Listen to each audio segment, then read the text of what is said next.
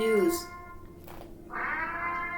This is a news report that there's oxen under the sea. How did they get down in there? What do you think? I'm going to be reading from 1 Kings chapter 7. This is about Solomon's palace. It's a long one. Okay. As regards to his palace, Solomon spent 13 years on it before the building was completed. He built the Hall of the Forest of Lebanon, 100 cubits long, 50 cubits wide, 30 cubits high, on 4 rows of cedar wood with pillars with cedar capitals on the pillars.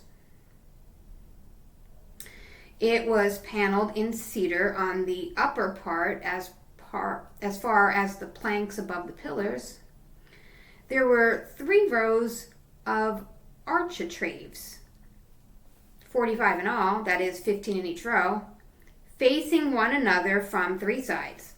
All the doors and uprights were of rectangular design, facing one another from 3 sides, and he made the hall of pillars, 50 cubits long, 30 cubits wide with a porch in front. He also made the hall of the throne, where he used to dispense justice, that is the hall of justice. It was paneled in cedar from floor to rafters. His own living quarters in the other court and inwards from the hall were the same construction, and there was a house similar to this hall for the daughter of Pharaoh, whom he had taken in marriage. All these buildings were of special stones, cut to measure, trimmed on the inner and outer sides with saw, right from the foundations to the wood course. Their foundations were of special stones, huge stones, stones of 10 and 8 cubits and above. These special stones, cut to measure, and cedar wood, and the outside of the great court had 3 courses of dressed stone round about it, and 1 course of cedar beams. So also had the inner court of the temple of the vestibule of the temple of the Lord. King Solomon sent for Hiram of Tyre, and he was the son of a widow of the tribe of Natalia, but his father had been a Tyrian, a bronze worker. He was highly intelligent craftsman, skilled in all types of bronze work, and he came to King Solomon and did all this work for him. He cast 2 bronze pillars. The height of one pillar was 18 cubits, and the cord 12 cubits long gave the measure of its girth. So also was the second pillar. He made 2 capitals of cast bronze for the tops of the pillar. The height of one capital was 5 cubits, the height of the other 5 cubits. He made 2 sets of filigree to cover the molding of the 2 capitals surrounding the pillars. 1 filigree for one capital and 1 filigree for the other capital. He also made the pomegranates, 2 rows of them, round each filigree, 400 in all, applied on the raised molding behind the filigree. There was 200 pomegranates, round one capital, and the same round the other capital. The capitals surmounting the pillars were flower-shaped. He set up the pillars in front of the vestibule of the sanctuary. He set up the right hand of the pillar and named it Jacinth. He set up the left hand of the pillar and named it Boaz. So the work on the pillars was complete. He made the sea of cast metal, 10 cubits from rim to rim, circular in shape, and 5 cubits high. A cord 30 cubits long gave the measure of its girth. Under its rim and completely encircling it were gourds. They went round the sea over a length of 30 cubits. The gourds were in 2 rows of 1, the same casting with the rest.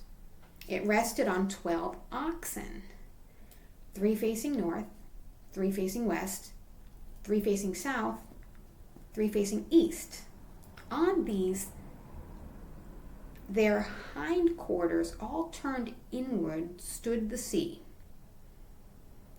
It was a hand's breadth in thickness and its rim was shaped like the rim of a cup, like a flower, and it held 2,000 baths.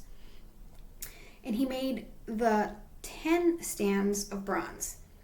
Each stand was 4 cubits long, 4 cubits wide, 3 high. They were designed as follows. They had an undercarriage and cross pieces to the undercarriage. On the cross pieces of the undercarriage were lions, bulls, and cherubs, and on the top of the undercarriage was a support. Under the lions and oxen there were scrolls in the style of It's not filled out in my version. What does yours say? That's 1 Kings 7:29. Each stand had 4 bronze wheels with bronze axles. Its 4 feet had shoulderings under the basin, and the shoulderings were cast. That's line 31. Its mouth measured 1.5 cubits from where the shoulderings met to the top, and its mouth was round like a rest for the vessel, and on the mouth there were engravings too. The cross pieces, however, were rectangular and not round. The 4 wheels were under cross pieces. The axles of the wheels were inside the stands. The height of the wheels was 1.5 cubits.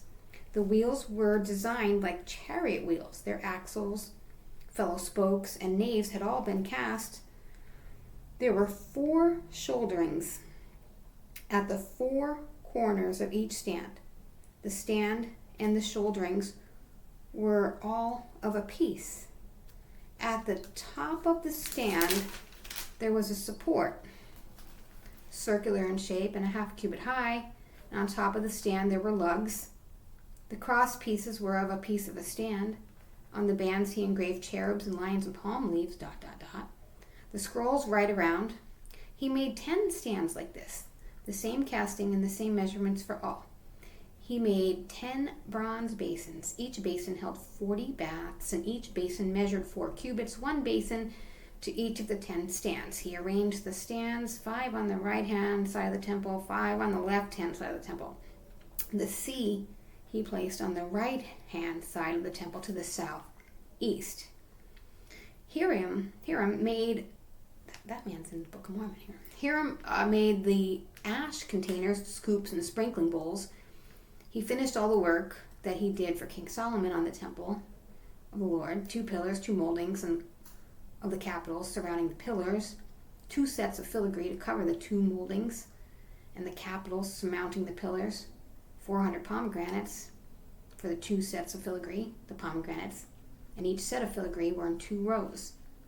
10 stands and 10 basins on the stand. The 1 sea and the 12 oxen beneath the sea. Ash containers, scoops, sprinkling bowls, all these furnishings made by Hiram for King Solomon for the temple of the Lord were burnished bronze. He made them by the process of sand casting in the Jordan area between Succoth and Zareth. They were so many of them that the weight of the bronze was never calculated. Solomon placed all the furnishings that he had made in the temple of the Lord: the golden altar, the table for the loaves of offering, which was gold, lampstands, 5 on the right, 5 on the left, in front of Deeper of pure gold, flower work, lamps, extinguishers of gold, basins, knives, sprinkling bowls, incense, boat, censers, pure gold, the door sockets for the inner shrine, that is the Holy Holies, and for the hekel of gold. So all the work that King Solomon did for the temple of the Lord was completed. And Solomon brought what his father David had consecrated, the silver and the gold and the vessels, and put them in the treasury of the temple. And then chapter 8 starts with the ark is being brought into the temple.